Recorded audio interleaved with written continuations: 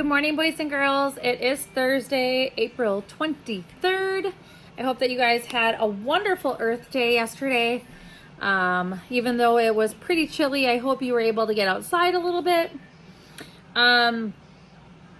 We are really getting close to the end of our book, Miss Millie. There's only that much left. We're going to read chapters 27 and 28 today. We left off with Alice Ann's birthday party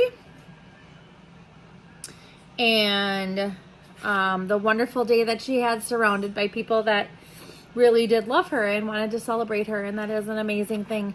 So here we go, chapter 27. On my next walk with Miss Millie, who was waiting for us on the corner, straddling his beat-up bike. On my next walk with Miss Millie, who was waiting for us on the corner, straddling his beat-up bike, but Jake McHale. Miss Millie nodded to him. Mr. Jake? Jake looked over his shoulder like he was afraid a mountain lion might jump out at any time. Hi, Miss Miller and Alice. I nodded to him. Hi, Jake. He continued his yammering, looking mostly at Miss Millie. I'm sorry, my brother, my dad, what they say ain't what I want to say. Miss Millie moved closer to him. I wondered if she was seeing his freckles or his sad eyes, his scratches, or maybe she was just seeing Jake. It takes a strong plant to come up out of the hardened ground, especially when it ain't given much sunshine. Jake looked right back into her eyes and smiled a smile that said he knew she wasn't really talking about growing plants. They were having themselves a moment. Then Miss Millie brought me into their moment. Ain't that right, Alice girl? I was okay with their moment going on, and I was old enough to understand what Miss Millie was telling Jake. But I was staying silent, still wondering what kind of hardened ground their home was built on. When Miss Millie repeated, ain't that right, Alice girl? And then she started coughing. I'd grown used to those coughing fits. Didn't like one bit how frequent they were, but I knew to wait it out. Poor Jake didn't know that. He hopped off his bike like he was gonna have to catch Miss Millie if she fell. Can I get you something? She shook her head as he turned to me to say, is she okay? She'll be okay. She's used to it. We just need to give her a minute. Miss Millie cleared her throat as the coughing let up. Jake smiled a scared kind of smile. I noticed all his smiles seemed kind of scared. Where's Pam this morning? I asked him. Jake grinned bigger at his sister's name. She checked out another sign language book and is studying that thing all the time now. Taught me a couple things too. When he said that, he shrugged and looked away like he was embarrassed. Clarence started whining at the delay in the walk. Jake nodded to him. Good to see him walking normal again. Clarence, right? Miss Millie nodded. Wouldn't have happened without you caring for him, Jake. That was enough to make him turn completely red as he hopped back on his bike and waved. Well, I better get home. See you later. And then, just to seal the deal, he yelled back, Bye, Alice! Bye, Jake, Miss Millie and me both said at the same time. I looked at her and she was grinning like she knew something I didn't. He's a good egg, Alice girl, him and Pam. And maybe someday even the older, angry one. They just need some friends too. Everybody does. Of course, I was okay with being friends with Pam and Jake too. But now Miss Millie was even suggesting I could be friends one day with the McHale I knew was mean as his daddy. The same one I knew was a rotten egg. Maybe all that coughing had gone to her head. Alice girl, Miss Millie began as if I spoke my last thoughts out loud. Sometimes we have to take the high road, especially with children who only be imitating what they've been taught. Before I could figure out what to say back to her, we reached a street where we usually turn left instead of right. Today, she wanted to go down the other street. Now, even though I'd been in Rainbow almost 3 months and had gone to the church, the school, the park, the library, and of course on lots of walks with Miss Millie, I had to say I hadn't been up and down all the roads in town, and that one was new to me. Miss Millie stopped in front of a pretty house with a big front porch and a sign that read, Joe Watkins, MD. I need to go in there. I'll only be a minute. How about you and Clarence wait on the porch? This was strange, but the porch was nice. It was in the shade, and there were pretty yellow flowers with dark middles that I saw on a lot of porches here. Black-eyed Susans. I remembered Grandma once told me their names. Clarence and I were just sitting there on the porch swing when a girl about my age came out.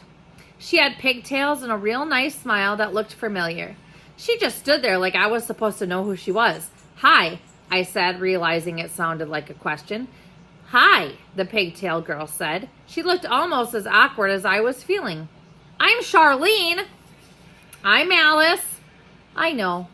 You know, do you go to my church? No. She smiled, but the awkwardness was kind and going away with her smile. No, my daddy's a doctor, and Miss Millie told me about you last week when she was here. Then I remembered the car that stopped and the girl in it waving to Eddie and me, and that's why the pigtailed girl who smiled at me at the library looked familiar, and I started to nod. Miss Millie said you're 11 too, Charlene said. Yep, just had a birthday last week. My birthday was last month. We talked about the library and school and birthdays for a few more minutes before Miss Millie came back grinning like she had a secret. Before we started walking again, I told Charlene maybe I'd see her later. When we got about a block away, I finally said, I know what you were doing back there. What? Visiting my doctor? Miss Millie sputtered, all innocent-like. Uh-huh, all that talk about needing friends. Do you think you have to find friends for me? Well, somebody better. As she said, she laughed and began to cough again. We had to stop completely. Finally, she was done coughing, but she wasn't yet done talking. Alice, girl, you need more friends. I got you. Those dang words jumped out of my mouth before I had a chance to think about them. And when I heard them, I was embarrassed that I sounded like a whiny little girl. Miss Millie smiled a real nice smile, though, and just said, That's real sweet, Alice, girl, but I don't have much longer. There it was again. Since that walk, when she told me she was dying, I didn't want to talk about it. But sometimes she'd say things like how she just knew Miss Frankie would cause a scene at her funeral, or how Miss Mary would want to sing. Every time she said something like that, I'd change the subject. But there was something about the way she was talking and the way she was looking at me. I just knew this was different. And my heart felt all sad, but I couldn't change the subject this time. Did the doctor tell you something back there? He didn't have to. I just know. And I'm ready. I looked away from her. Charlene's house wasn't too far yet, but it grew blurry through my eyes. Miss Millie touched my shoulder. Got everything worked out with the preacher man for the particulars of what will happen when... She smiled at me like she understood I didn't want her to say the word. She picked up another one. When my day comes. But all that stuff considered, this here little guy is the only thing I really worry about once I'm gone. With that, Clarence looked back at me like he was waiting for me to say something, and looking into his beady eyes, it hit me. You want me to take care of Clarence for you? Clarence seemed to nod as he turned back around as Miss Millie smiled so sweet. That would make me happy if it could happen that way. I ran it by your mama and she said it was okay with her, but I understand if it's an imposition. I wasn't 100% sure what an imposition was, but I knew if Miss Millie would be happy to have me take care of Clarence for her when she was gone, I would do it. When our walk that day ended, I wasn't surprised to see Miss Millie reach in her pocket. Every now and then, she'd give me another treasure from some part of her life. So far, she'd given me old coins, an arrowhead, more rocks, old pins, Ruth's shell, and more marbles. I kept them all in a hat box with a photo. This time, Miss Millie pulled out an envelope. and this envelope had my name on it. Well, to tell you the truth, it said Alice Girl. She put the envelope in my right hand and then cradled my hand with both of hers. She stood there for a moment just looking at me. I was trying to be polite and wait for her to say something, but she didn't, so I said thank you. Then she spoke, her eyes twinkling with tears. No, Alice Girl, thank you.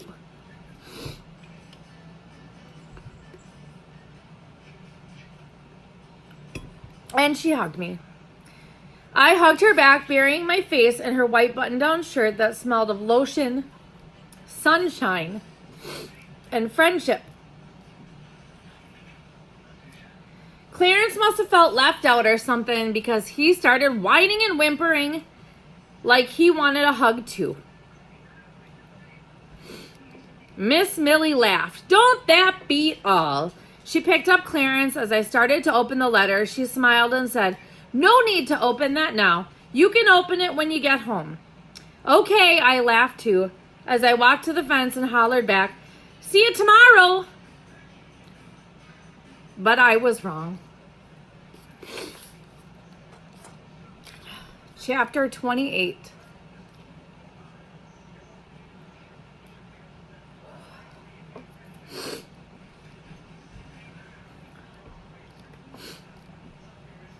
Sorry, guys. This is a tough one.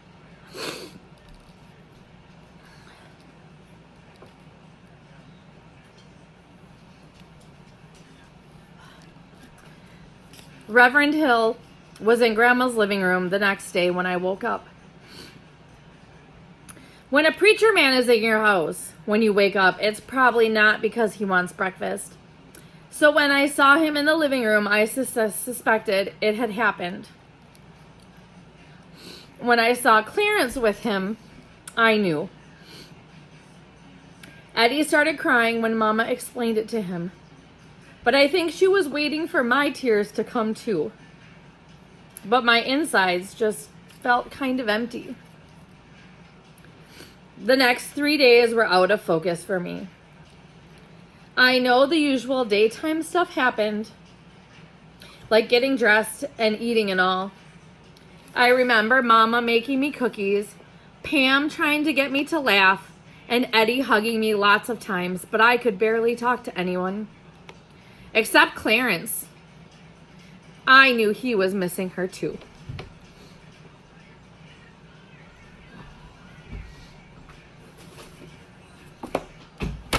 Gotta get a tissue. Sorry.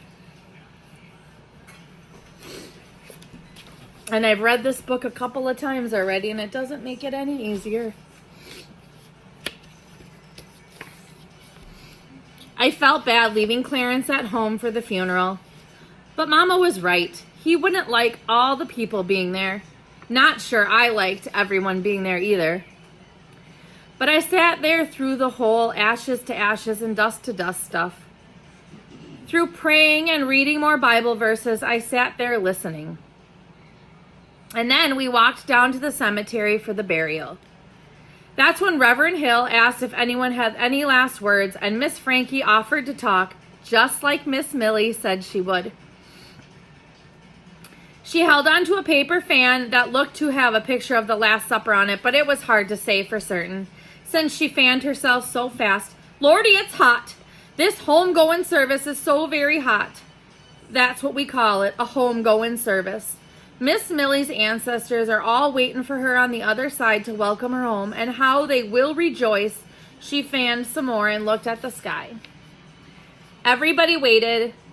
Reverend Hill moved closer to her, maybe thinking she was done, but she wasn't. Finally, she continued.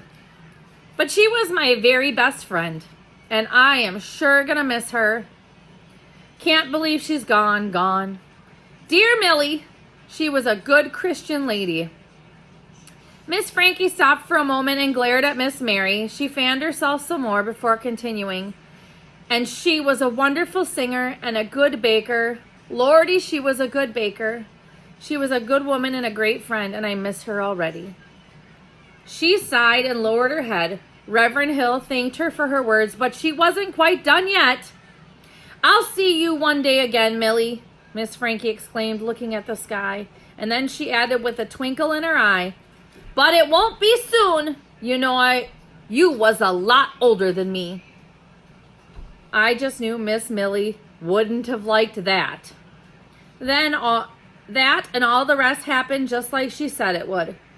When the preacher told us he'd like us all to raise our voices to sing Miss Millie's favorite song, Miss Mary had to know it was her last chance to sing a solo that day, so she stood up and cleared her throat.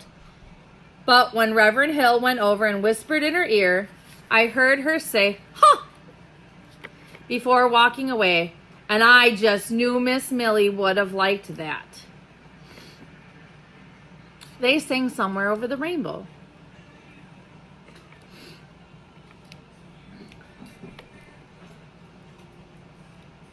Somewhere over the rainbow, way up high, there's a land that I've heard of once in a lullaby. Somewhere over the rainbow, skies are blue, and how's this go? And the dreams that you dare to dream really do come true. I didn't really feel like it, but hearing the song reminded me of the day I heard Miss Millie singing, so I couldn't help but join in. And beside me was Mama, who was singing the song to Eddie and Pam, who was watching Mama sign like she was trying to soak up how to make every word. Grandma was standing with us, but not singing, only humming, since I don't think she remembered the words. When the singing was done, Reverend Hill reminded everyone about the meal back at the church, and folks began to leave the cemetery. "Mercy me, I almost forgot!" Miss Frankie pulled out what looked like to be a pie pan and put it on the gravesite. "So worried about getting to the repast, I almost forgot to leave this," she told me. "See you at the church hall." Did Miss Frankie think that Miss Millie was going to take pie orders now? I wanted to laugh, but I knew the person who would have laughed the most at that was gone. All of a sudden, my chest hurt. I felt it rise up and down with such force, like I had been running. I breathed deep, hoping to make my chest quit panting, and turned to the little cross with the peeling paint next to Miss Millie's grave.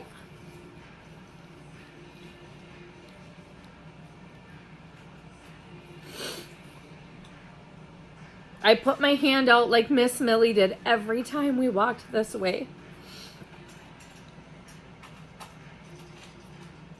I never did know what she was saying, so I hope Mr. Clayton Miller didn't mind that I didn't have any words.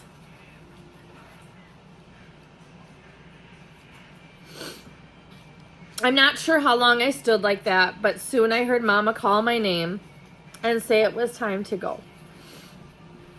I took my hand off the cross and put it inside the pocket of the sundress Mama made me wear. With my hand in my pocket, I felt the family picture Miss Millie gave me that day. Having it inside my pocket made me feel like I had a secret nobody else knew. I peeked at the picture, and just seeing Miss Millie and her family in that happy minute of her life made me so close to happy as I could be right then.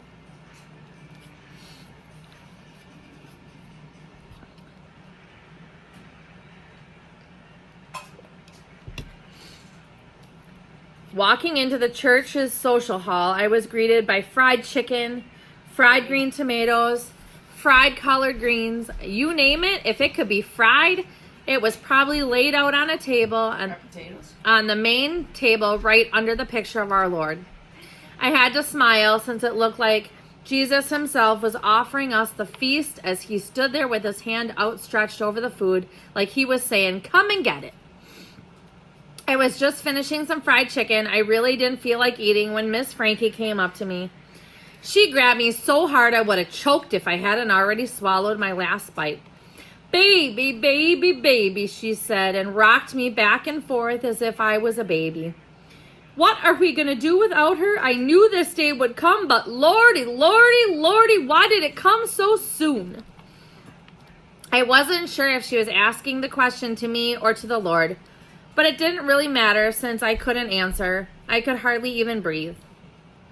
When she finally released me, I caught my breath and asked her, Did you put a pie pan on Miss... Why did you put a pie pan on Miss Millie's grave?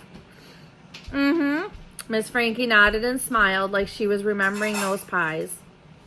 Can you tell me why? She nodded again. It's an old tradition of ours. We put something that belonged to the deceased on their grave to help them have a good journey to where they're going. Figured the pie pan was as good as anything since I had it at my house. And that way, when I meet her again, she can't be claiming I never returned it.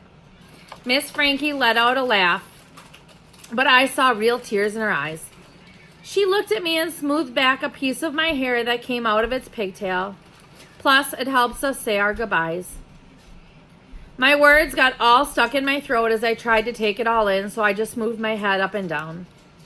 Someone came up to hug Miss Frankie, and I wandered off. The huge table of food was completely picked over except for a mystery vegetable casserole, so people started to leave. There were chores to be done, just like every other day. There were jobs to be worked, just like every other day. But my job of walking with Miss Millie wouldn't happen again like every other day. I was starting to feel the pain of the loss of it and of her, just like when I had to leave behind my home and friends in Ohio. Mama saw me sitting by myself under the blue stained glass window and came over. You okay, Allison? Even though my heart felt like it was made out of lead right then, I was remembering what Miss Millie said about figuring out what you can change and what you can't. Do you need to put it in the freezer? I figured nobody but Jesus could bring somebody back from the dead. So I needed to go ahead and finish getting sad and finish getting mad. It was like Miss Millie was whispering in my ear right then, telling me it was time to get smart and figure out what to do next. I tried to smile as I answered, I think I'll be okay, Mama. And I looked back at the picture of the Lord with his hands stretched out, and I pictured him getting ready to welcome Miss Millie to be forever with Clayton and both her Jameses and her friend Miss Ruth, all together in one perfect place. And then I did smile. But only for a second, because I felt like there was something I needed to do. And I thought of Miss Frankie leaving Miss Millie a pie pan. If there was one dang thing I could do to help Miss Millie on her last journey, I had to do it now. After all, she helped me so much on mine. And that is the end of chapter 28. That is the end of our story today. So tomorrow we will find out exactly what Alice wanted to do to help Miss Millie on her last journey. And I'm so sorry that I cried this whole chapter.